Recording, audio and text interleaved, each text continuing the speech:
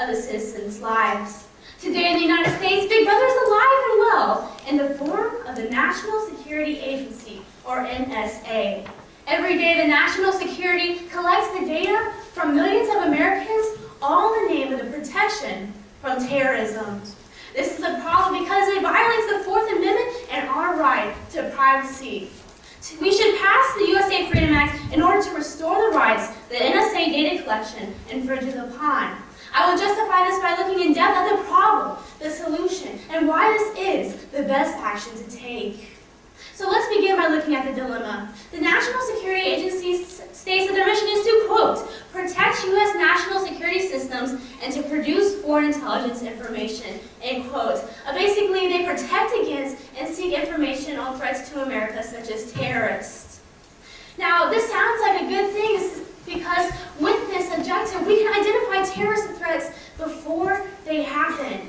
But this actually was condoned and intended to monitor people who show threats to terrorism, not normal law-abiding American citizens like you and me.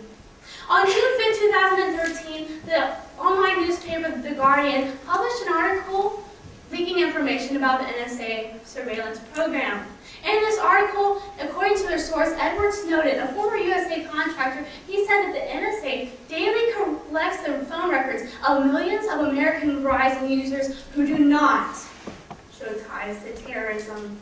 This means if you are a Verizon user, the NSA has information that discloses who you called, when the call took place, where the call took place, and how long the call lasted.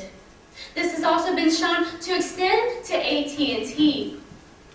But this doesn't just stop with phone companies. The NSA also, under a program called PRISM, collects internet material that includes your search history, emails, contact lists, and live chats.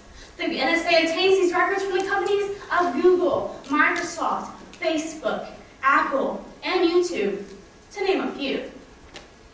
Now, the problem with this is that all sense and right to security vanish with this revelation. It also infringes upon the Fourth Amendment, which states the right of the people to be secure in their persons, houses, papers, and effects against unreasonable searches and seizures shall not be violated. When the NSA collects these records against our will, without our permission, and without a warrant, it is guilty of violating this amendment. So now that we have seen the problem, we can look more in depth at a solution. Within the last couple of months, the NSA has been looked to curb the NSA with acts like the USA Freedom Act. When discussing the act, Representative Jen Sensenbrenner said, quote, this comprehensive legislation will end bulk collection of Americans' communication records by adopting a uniform standard. But not only will this end bulk collection by requiring the NSA, when searching for potential threats, to prove that these people are tied to foreign agents, which will in the end stop collection of mass collection of people's data. This not only stops there, it also, the USA Act will prohibit reverse targeting, a tactic that the government uses to claim that, oh, we're searching for someone overseas, but in actuality, they are looking at Americans like you and me. Finally, it will provide greater transparency. The USA Freedom Act will allow for companies to disclose the amount of data collections that they complied with and the amount of people that the NSA demanded information of. Now, not everyone is convinced that this is the right solution, so let's take a look at some of the concerns that people have and why this is still the best action to take. Think of it as a hide-and-go-seek game.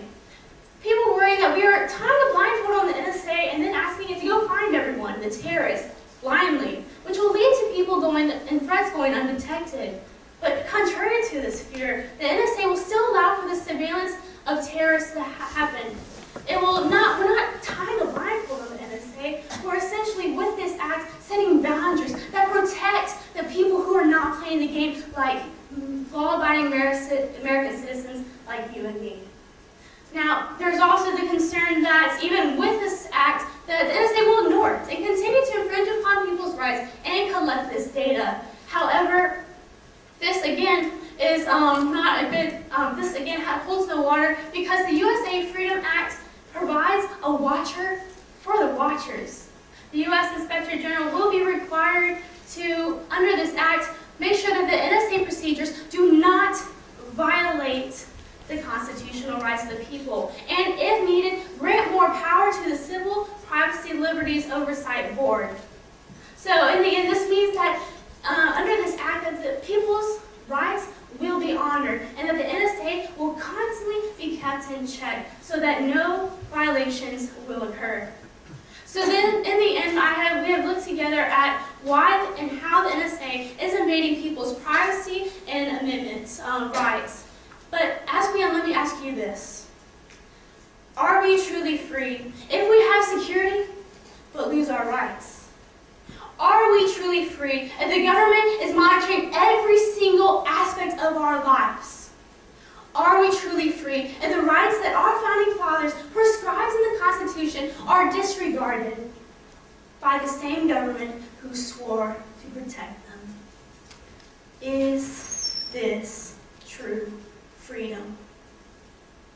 The remedy to these questions can be found in the USA Freedom Act. If we put the USA Freedom Act in place, then we as Americans can enjoy a life full of safety, of privacy, and ultimately, freedom. Thank you.